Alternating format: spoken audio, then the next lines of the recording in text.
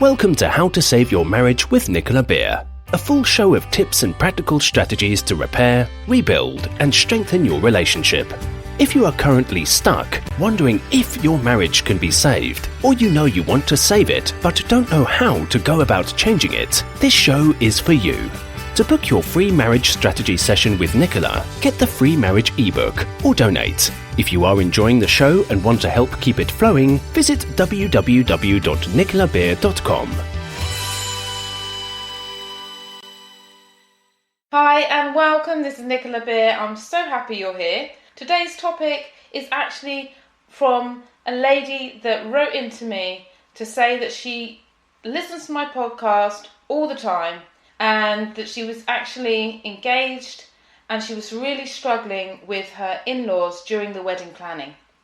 And I thought, well, even though a lot of my listeners are already married, it could be useful to talk about in-laws and wedding planning, because the in-law principles that I'm going to be sharing apply whether there's wedding planning, whether it's holiday planning, whether it's anniversary planning, whether it's Christmas planning. So I hope that even though if you are married and you're listening to this and you're thinking, well, I'm not getting married, Nicola, we're already married, then you'll be able to listen to this and just get some ideas, maybe some tips might be useful to you if you're having any kind of struggle with your in-laws at the moment, or your partner is. Is your husband or wife having a trouble with your in-laws? Could it be good to learn some of these tips and share them with them, or perhaps a friend? So there are 6 main ways to maintain peace with your in-laws during the wedding planning. The future in-laws obviously are an important part of your husband's or wife's history. So maintaining the peace throughout the wedding planning is going to be best for everyone. Now, that's easier said than done in many cases. It was a struggle for the lady that wrote to me and said, Nicola, can you create a podcast on this? So this is some guidelines to support a drama-free planning and how to deal with any conflict before it escalates. The first thing is to involve your in-laws. In-laws' biggest complaints are always about feeling left out. I have never come across a man or woman who complained to me that they felt too included or getting involved in the wedding is too much. If you don't include them, they will typically either complain or look displeased on the day, which won't be good for anyone. Get their opinion, ask for their thoughts, share your ideas. Being open doesn't mean you have to follow everything they say. It just shows that you value their opinion, which is offering respect. When we value other people's opinions, we show respect. So they're probably maybe also wanting to feel respected, like they matter. Most people just long to be listened to, and often this act is enough for them to feel included, respected, and valued. So starting off on a good foot with your in-laws is key to maintaining a good relationship for years to come.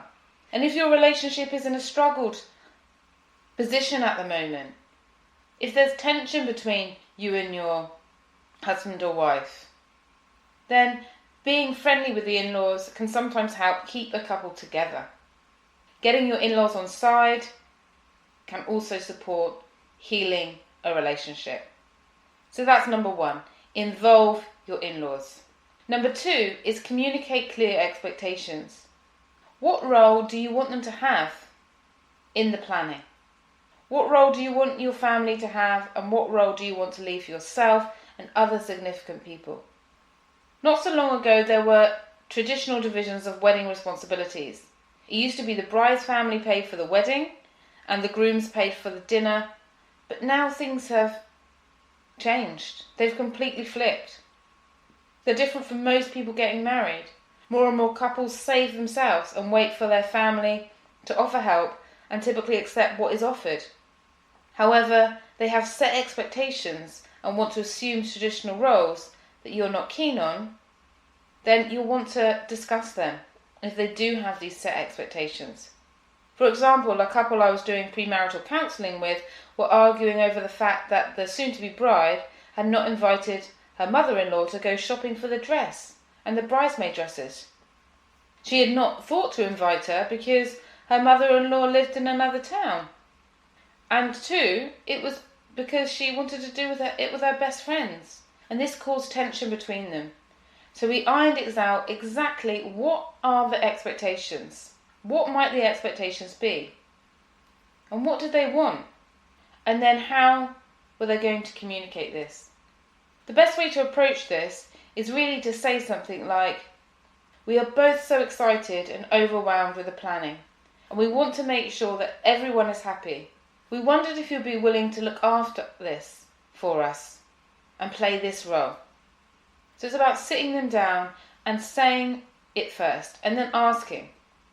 A lot of women come up to me and they say to me, Nicola, my in-laws are taking over. I really regret this, because they wanted to take charge and they couldn't make it their own. The third rule for dealing with in-laws is blood to blood is best. If there are issues between you and the in-laws, it's always best to follow the rule of blood to blood. So let your fiancé do the talking. When I share this with brides, I often get told, but I can't because he isn't very good at communicating, or she doesn't want to get involved. They've left it up to me. But in my experience, supporting countless couples through it, it's time to learn and to take that role. It's time for them to take on that role. It's going to develop them. So giving them the responsibility to talk to their relatives, you support to your relatives, really, really goes a long way. You want him to be able to discuss things delicately throughout your married life together. So if they haven't got those communication skills, then now is a great time to learn and put those skills into practice. And sometimes I do have couples ask me, Nicola, can you do a communication session with me? Can you help me to communicate more easily? Can you help me to express my feelings? Can you give me the confidence? Do you have any tools? And so we go through that in a number of sessions. So if you're really stuck and listening to this and thinking, I don't know how to talk to my parents, I don't know how to talk to his parents, then it could be something that's useful. It's also really important for you to stand up for yourselves in a way that doesn't cause offence. And the best way to approach this is with compassionate communication. Stating, I feel, or we feel, and we would like, rather than saying, you're doing this, you're doing that, like you're taking over, you're controlling, you haven't done this. It's saying, we feel, we would like to be more involved in this area. We would like to take that on. We feel whatever it is that you're feeling. Or we wondered if you could. I hope this is making sense. Because your wedding planning is meant to be a time of excitement, a celebration of what is to come. And it's also an important time for consolidating your relationship skills and setting in place habits that are going to support your growth as a couple over the coming years and decades. Compassionate communication training has become so popular in my premarital counselling for couples that I get asked about it every week. So if you have any questions, then you can email me, or you can get my 7 Secrets to Transforming Your Relationship ebook, which I'm going to put the link with the show. The next part about wedding planning is working out the financials. As I mentioned, the bride's family used to pay for the wedding and took over all of the wedding planning. However, today, in-laws are equally likely to contribute.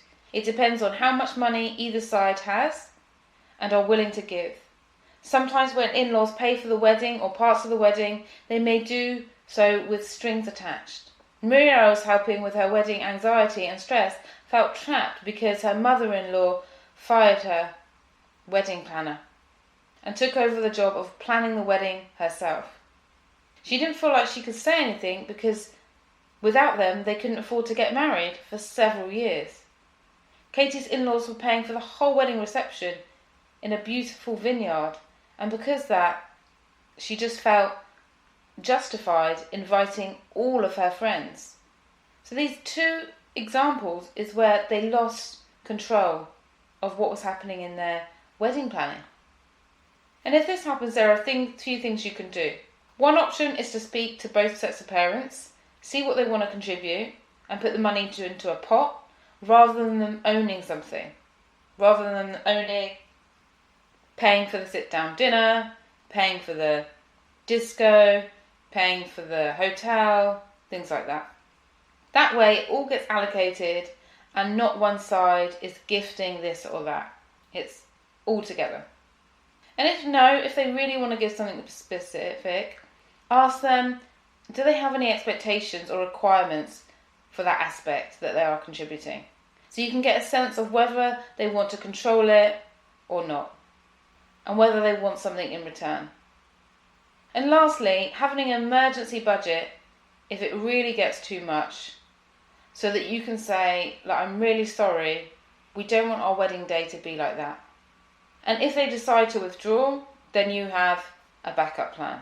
You're not beholden to them, so that you don't have to have that excess worry. And a lot of the couples that I work with that do have this excess emergency fund, they don't actually need to use it. But because they have the confidence that they've got it, they're then able to say, I really don't want this for my wedding. And often when they're speaking through that sincerity, they're speaking with that confidence, the parents back down and allow it to be however they want to be. I was working with a couple in Bahrain, and there was huge amount of conflict over the wedding planning. In fact, their wedding nearly got completely put off. They were going to not even marry, they were going to break up over it.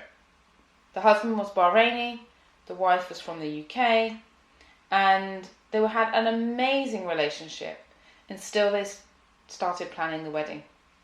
And his side of the family wanted over 400 guests. And for her, this was too much, and there was constant arguing, there was constant hassle, going back and forth, and it was a real struggle.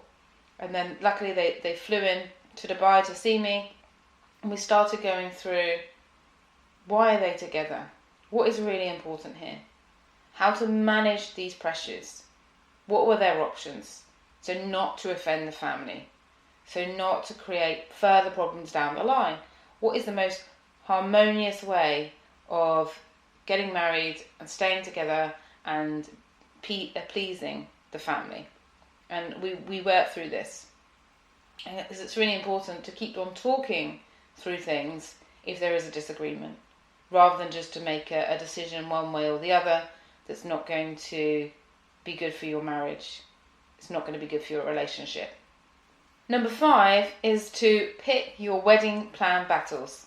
There are some things that you may not want any advice or input on, such as where to get married, who to invite, who will be the best man and bridesmaids, and choosing your dress. There may be other things that you may not be bothered about, such as what favours to give away, where to buy the candles, where to get the flowers for the tables, or what tablecloths to use.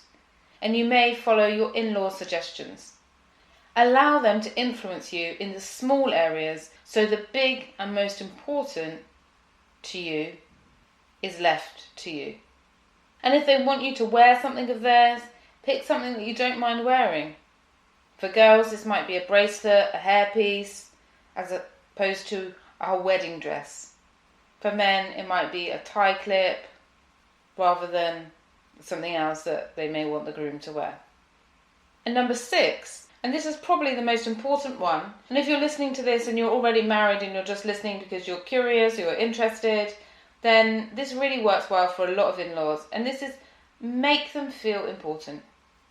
Often I have soon-to-be married women and men coming to me saying that the in-laws have said some really hurtful things, like, I wouldn't have chosen that dress, or you're spending far too much, or I wish you weren't getting married in that location. And then there are things that they hear in-laws saying to other people, such as, he doesn't want our help, she doesn't want our help, we're not allowed to get involved, her mum is doing everything, we don't know what's happening, it's all hush-hush. What they're really craving for is to feel important. And obviously it's different for each bride, but hopefully you get my point. And it may infuriate you, their reactions, but realise that communication like this is a call for love.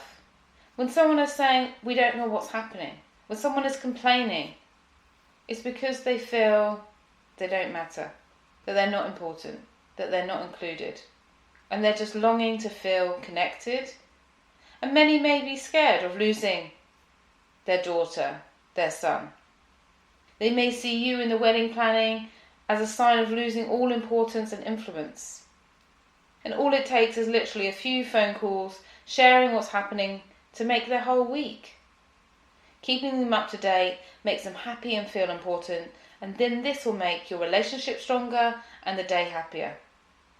If the wedding plans are becoming too fraught and tense, sometimes the only way to deal with it is to revert to the parenting technique of a timeout, where you and your partner schedule a day together to just be.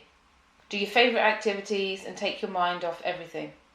Have a chill out day, watch Netflix, order in a takeaway, where wedding planning is off limits and only romance and fun is allowed. And if you connect to why you love each other and why you're getting married, it will help you get through those challenging moments and not lose your cool. And if you have any questions for me, then do visit me on my website. I'm going to be giving a link with this show to the 7 Secrets to Fixing Your Marriage ebook, which is great whether you're married or not, and a link to my website if you did want to find out more about my premarital counselling, or if you have any questions or suggestions for the show. From my heart to yours, have an awesome day ahead. Thank you for listening. Thank you for listening to How to Save Your Marriage with Nicola Beer. To book your free marriage strategy session today, you can visit www.nicolabeer.com, where you can also get the free marriage fixing ebook, request a topic for the show, and make a donation if the show has been of benefit to you and you want to help keep it going. We wish you an amazing love-filled day ahead.